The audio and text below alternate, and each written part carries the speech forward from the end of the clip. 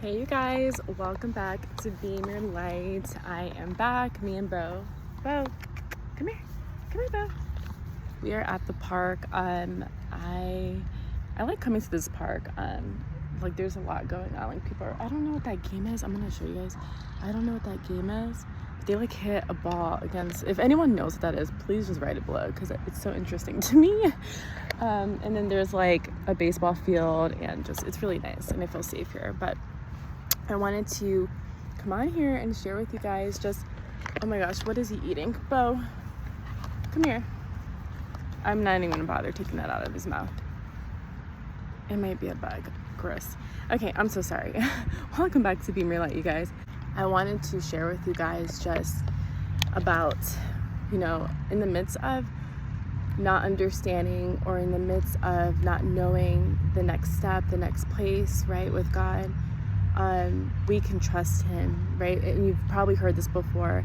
Trust God in the waiting room. If you're still in the waiting room like me, and you're still believing and you're trusting the Lord and you are hoping and you're praying and you're fasting, that's where he wants you to be. And so throughout all of this, right, it's been a very interesting last few days, from sleeping in my car to getting hotels, and I'm just being very transparent. I've always told you guys I'm very honest and I'm very transparent. This is my life and this is what God has created me to do, is to share and document the things I'm going through as my testimonies to share with you guys. And so as all of these things have been transpiring, I found peace in it. It's crazy because if you would have told me, see, God has to take you through something just to show you. God has to take you through a path and a way for you to trust him and for you to grow in him and for you to honor him. And I could have a very terrible attitude towards the things that I'm going through, but I'm learning to just trust God even more. If we go into a Job season, if we go into the story of Job and his season of what happened to him, he's just like you and I, right? God's no respecter of a person. So just because we're going through something doesn't mean we're weak and we're faithless and we got to give up. And so this morning I woke up because I stayed in a hotel room last night, and I woke up and I said, I'm just so thankful and so grateful that God is still with me. And the other day, I was a little bit down, I was a little bit sad. I was just sitting in my car, and I was in my car all day, and I was tired, and Bo was tired, and I didn't shower, if I'm being very honest. And so I was just sitting down, and I was a little sad, and I was just thinking how, I said, God, why am I going through this? We have those questions. Why, God? Why? And God told me, why not you? Why not you? Why not you go through this? And the thing is that he's with us, regardless of what it looked like. No, he's with us in the valleys. He's with us when we're out of the valleys, right? He's with us through the storms. He's with us in the goodness too, when we're celebrating and rejoicing, as we should always be. And so another scripture, which I will leave down below, that keeps coming back to me is do things without groaning, right? We want to do things without groaning, without complaining, and still rejoice God. And so he takes you through a path. He takes you through something just to teach you in that season what you need to learn for where he's about to take you, for what he's about to do. And so every day, I always say it's a learning lesson with God. We're learning with him. And the enemy will come in and he'll try to make you feel, right? Feel as though you're not good enough, make you feel as though God's not on your side, make you feel like you're worthless and all these things. But you have to go against the grain. You have to go against and that lie and those accusations of him and know what God says about you, because what God says about you is more powerful, more fruitful, more enduring in your life. And so again, I do see doors opening up in my life, and God had to take me through this, and I share this because there's so many of you guys that can relate to where I'm at in this season. We're in a Job trusting season, but we're in the waiting room, and we're about to see the curtains. Like if you haven't watched that video where I talk about the curtains being open, God's about to show us why he took us this way, why he's doing things a certain way.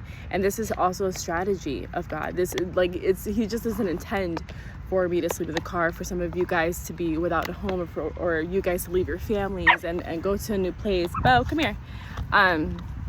But instead, he takes you through something to teach you, and you're going to grow from that, and you're going to continue to grow and expand. And as I was saying this morning when I woke up, I said, I'm not a quitter. I am not a quitter. I'm not giving up so easily. The devil is not going to make me feel like I am giving up, right? I could easily go back home. I can go live with my mom. I could start all over again. But you have to keep pushing through.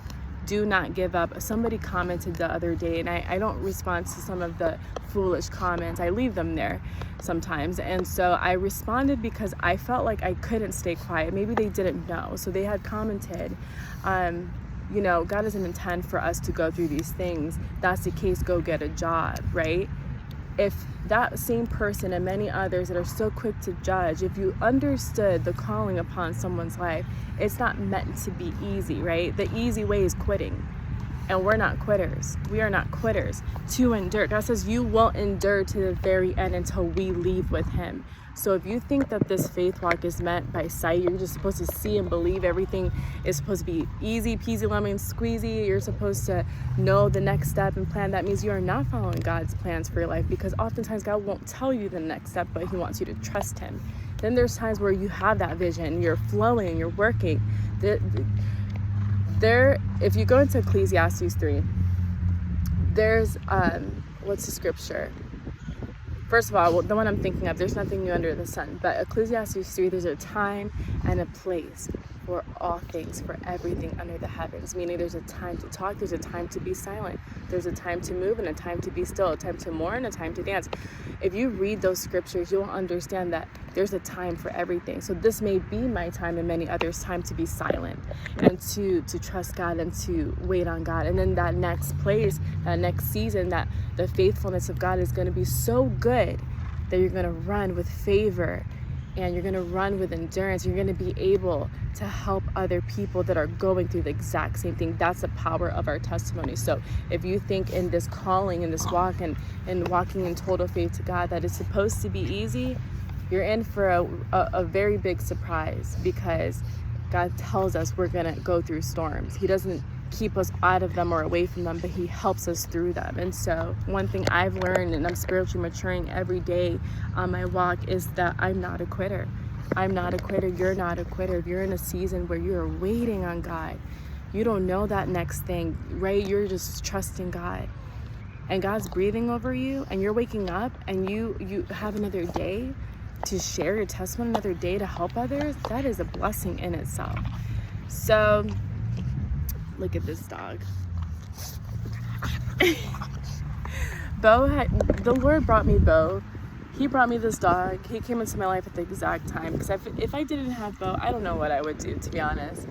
But because I have this dog, like, he's been such a blessing in my life. I have a lot more energy. I get out more. We're at the park all the time. And so God knows what he's doing.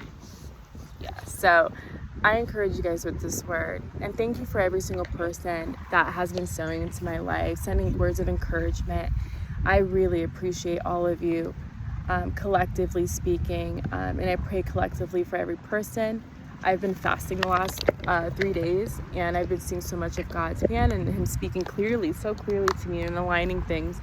And so I've been posting, content on my other lifestyle channel, just because I'm having fun on this journey as well. God wants us to enjoy ourselves too. You can get into a funk really quick, but I refuse to. I'm gonna enjoy where I'm at with God, and I'm gonna help others along the way and bless others, even if that's through prayer or encouragement. But God's on our side. Greater is he that is in me and you than he that is in the world. Don't let the enemy try to defeat you with lies. Don't give up. Don't go backwards. There's nothing there. God took you out of that pit, and he's about to place you in the palace. The same way with Esther. Her people were in such a bad spot, the Jews, and she's the queen of Persia, of Persia, and she's thinking, how am I going to do this? Well, she went into fasting, right? She went into a 3-day fast, and she told her people to go into a fast. And because of their fasting and their praying, the Jews were set free. The Jews actually received favor over their enemies. Hold steadfast. Be steadfast. Hold on to your faith in God. Don't give up by what you see. This is just a smoke screen. Greater is he that is in you than he that is in the world. Remember that today. I pray this blesses you guys. I pray you guys are all well, blessed, and highly favored. I had a dream last night of this community, of starting prayer calls. So I'm believing that I'm going to get situated very, very soon. And we're going to start up our prayer calls again through Be Mere Light. I'm excited. I'm excited for online Bible study. I'm excited. God is working all things out, you guys, and he's doing new things in our life. We're about to see new doors, provision that we haven't seen before, and he's calling many of us to relocate, and that's including me. I didn't even know God was speaking that to me either, but he's calling me to relocate to a new city, not a new state. Bo, stop biting me. So, love you guys. Bo loves you. He's super hyper right now. And I will talk to you guys soon. God bless you.